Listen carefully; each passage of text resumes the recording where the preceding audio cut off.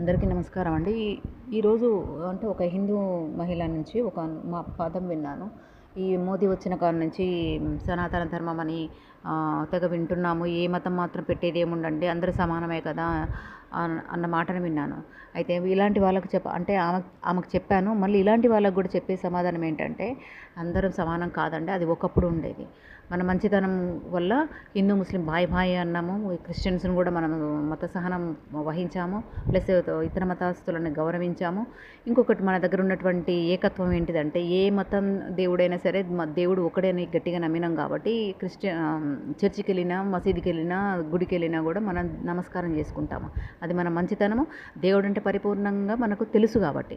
అయితే ఈ మన మన హిందూ అంటే పూర్వం హిందువులైనటువంటి వాళ్ళే మత మార్పిడిలు చేసుకొని ముస్లిమ్స్గా, క్రిస్టియన్స్గా కన్వర్ట్ అయినటువంటి వాళ్ళు మళ్ళీ తిరిగి మన దేశాన్ని అంటే మనల్ని పూర్వము మన ఆంగ్లేయులు కనుక వచ్చేసి మనం బానిసలుగా చేసుకొని 200 సంవత్సరాలు పరిపాలించినట్టు వీళ్ళు కూడా మన నుంచి విడిపోయి మన హిందువులే మళ్ళీ మత మార్పిడిలు చేసుకొని తిరిగి ఆ బాణాన్ని మన పైకి వేస్తూ మత మార్పిడి చేసుకోమని ప్రోత్సహిస్తున్నారు.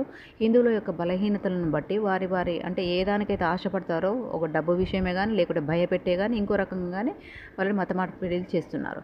ఇలాంటివి మనం ఎంకరేజ్ చేసుకుంటూ పోయినా కూడా, సమ్మతించినా కూడా మీకు ఒరిగేది ఏమీ ఉండదండి. అంటే నీ ఇంట్లోకి నీ పర్మిషన్ లేకుండా, అంటే వాళ్ళకు పాపం పోని అనో, లేకుంటే ఏ బలహీనత వలనో మనము ఆశ్రయం ఇస్తే మనల్ని ఇంట్లోకి వెళ్ళి వెళ్ళగొట్టేటువంటి రోజులు ఇవి. కాబట్టి మన దేశాన్ని, మన భారతదేశాన్ని, మన సనాతన ధర్మాన్ని మనం ప్రతి ఒక్కరం కూడా ఇమడించుకోవాలి. ఈ పదాన్ని ఈ మధ్య కాలంలో ఎక్కువగా ఎందుకు అంటున్నాము అని అంటే, మనం ఎప్పుడు కూడా మత మార్పిడిలు చేయలేదండి. మనం హిందువులం ఎప్పుడు కూడా వేరే దేవుడిని తిట్టలేదు. ఎందుకంటే వేరే దేవుడు అన్న పదమే లేదు, ఉన్నది ఒక్కడే దేవుడు. అది గట్టిగా విశ్వసించినాం కాబట్టి. కానీ ఇప్పుడున్నటువంటి వీళ్ళు మత మార్పిడులకు ఎగబడుతూ మన హిందూ దేవతల్ని నానా రకాలుగా దూషిస్తున్నారు. ఇది అసలు కూడా సహించదగ్గటువంటి విషయం కాదు. మత మార్పిడి జరగడం వల్ల ఏదైనా డబ్బు దొరకదు, ప్లస్ జీసస్ ఏదో ఇస్తాడని కాదు, లేకుంటే అల్లా ఏదో ఇస్తాడని కాదు, మన దేవుడు ఏమి ఇవ్వడని కాదు. ఈ పదం ఉత్తి అబద్ధం. ఏ మతం కూడా చెప్పేది ఏంటంటే, హిందూ, ముస్లిం, క్రైస్తవులు ఎవరైతేనే మానవులే అన్న పదాన్ని మీరు గట్టిగా నమ్మండి. దేవుడు ఒక్కడేను.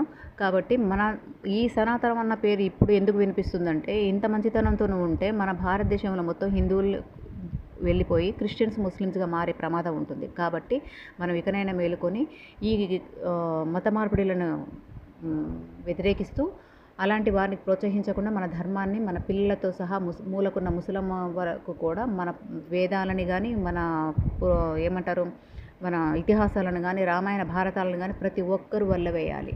జై సనాతన.